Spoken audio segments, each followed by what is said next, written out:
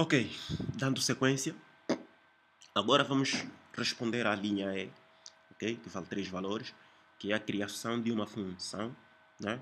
Que efetua a inserção de um livro na prateleira, caso isso seja espaço. Ok, inserção de um livro. Logo, vamos aqui fazer o protótipo da função, ok? Função, lógico, inserir, ok? Livro. Claro, no final vai ter fim. Função, mediante verificação se, atenção, vamos verificar se não estiver cheia, quer dizer, porque aqui ele pergunta, diz que se é possível inserir caso ainda exista espaço. Então, se não estiver cheia, quer dizer que existe espaço. Então, se a função cheia retornar falso, ok? Se i cheia for igual a falso, então quer dizer que tem espaço. Aí vamos fazer alguma coisa. Se não, vamos fazer outra coisa, não é? Nesse caso, podemos colocar aqui um fim C, depois dizer retorne falso. Ou seja, se ele não cumprir com essa condição, vai fazer o retorno falso, quer dizer que não inseriu. Então, agora, se tiver espaço aqui, vamos fazer o nosso processo de inserção. Lembrem, nós aqui apenas definimos as variáveis, as constantes, ainda não definimos, né, a nossa variável onde terá um conjunto de registro. Logo, se nós entregássemos a prova até aí, teríamos um problema aqui, porque não declaramos o conjunto de registro e estaríamos errados. Então, corrigindo já aqui, a prova é feita sequencialmente, quando esquecemos alguma coisa, voltamos para poder responder. Então, aqui também não está a ser diferente. Então, volto aqui e declaro, né, a minha estrutura livro, vou chamar de livros, ok? E eu digo que terá esse número de linhas e esse número de colunas, ok? Vou separar aqui, vou comentar aqui declaração de variáveis globais e aqui função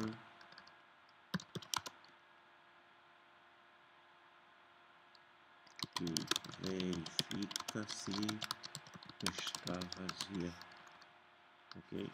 Vazia. Aqui função que verifica se está cheia. Não.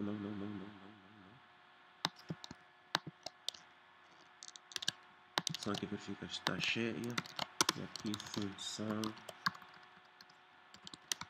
que efetua a inserção. Ok, então vamos começar com o processo. Nós vamos inserir em livros, ok? Então vamos lá.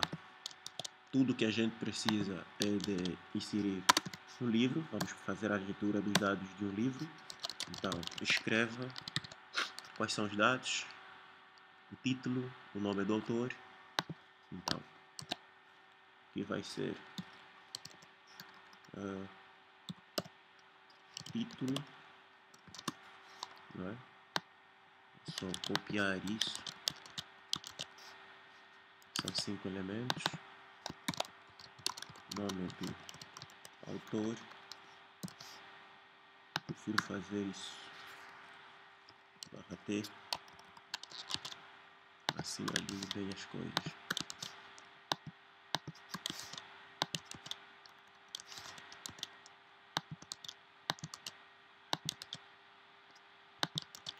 Ok, nome do autor e depois número da edição.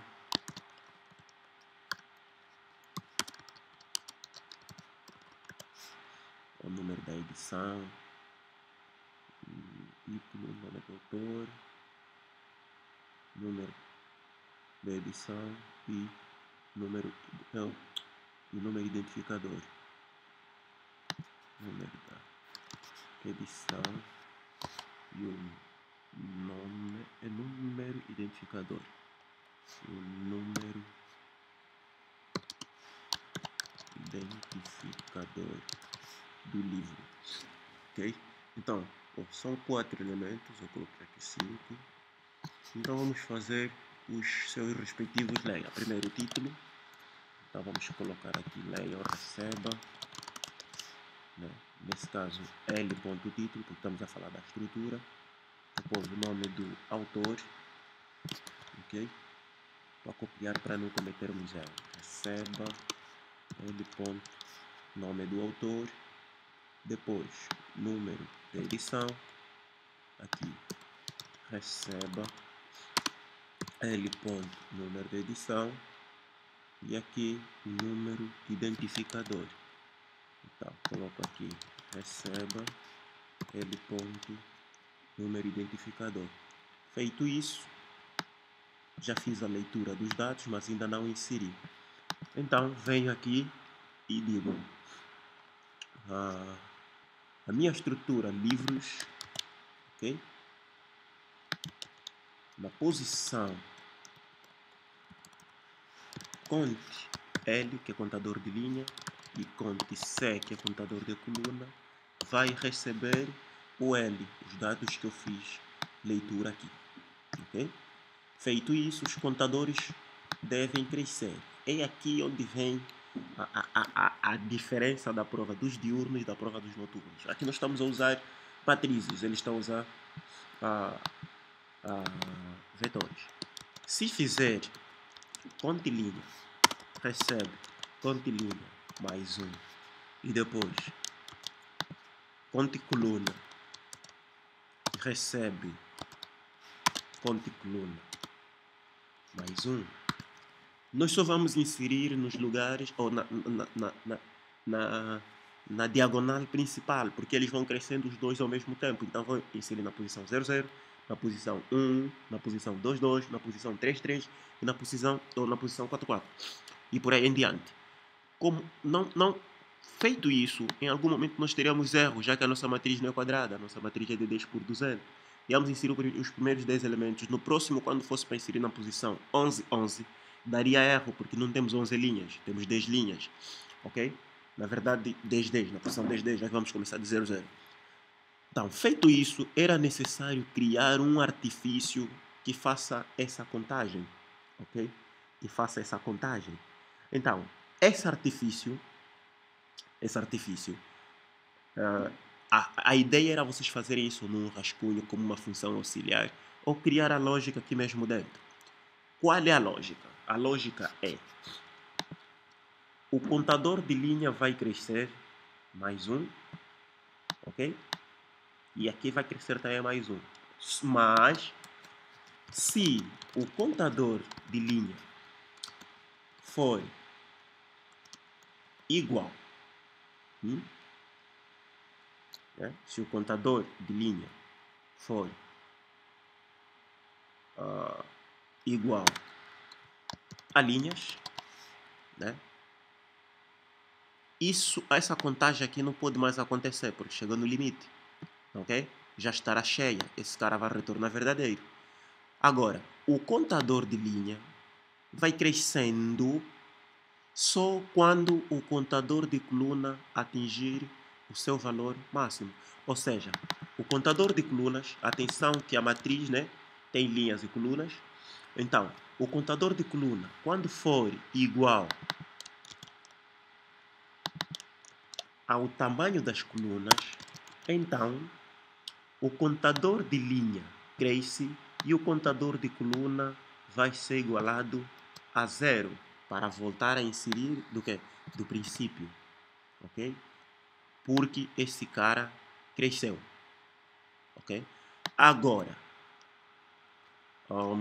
contador de colunas, beleza, se for igual a isso. Feito isso,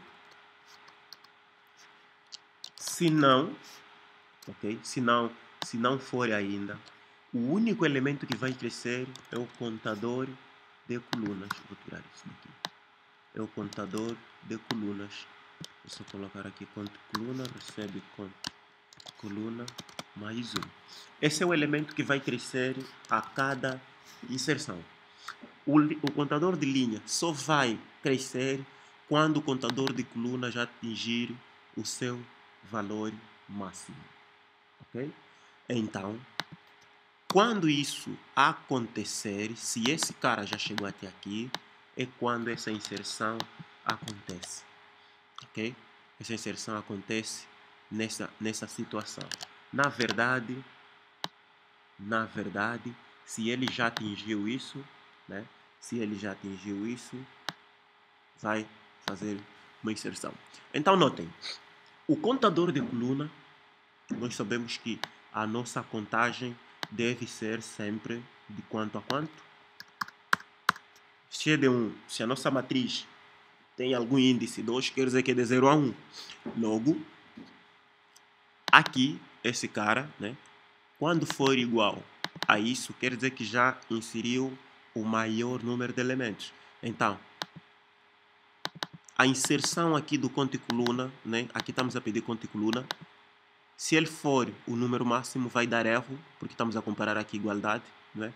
Então, nós não devemos chegar até ao número máximo, sempre ao número inferior.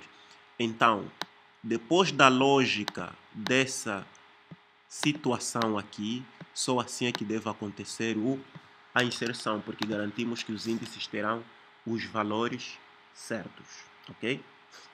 Desta forma. Então, isso só pode ser possível enquanto a gente vai fazendo as inserções, ok? Então, esse é um exemplo de como vocês deveriam proceder para fazer essa inserção. Vocês podem ter outra lógica, podem pensar diferente, ok? Essa lógica é a mesma que vamos usar na função eliminar, ok? Então, o vídeo estava a ficar muito longo, esse vai parar por aqui, porque essa era a finalidade que nós queríamos, ok? Então, no próximo, vamos fazer as outras funções. Nesse caso, vamos trabalhar na função que faz a listagem dos dados, ok? Então, era isso. Acabamos de trabalhar na função de inserir.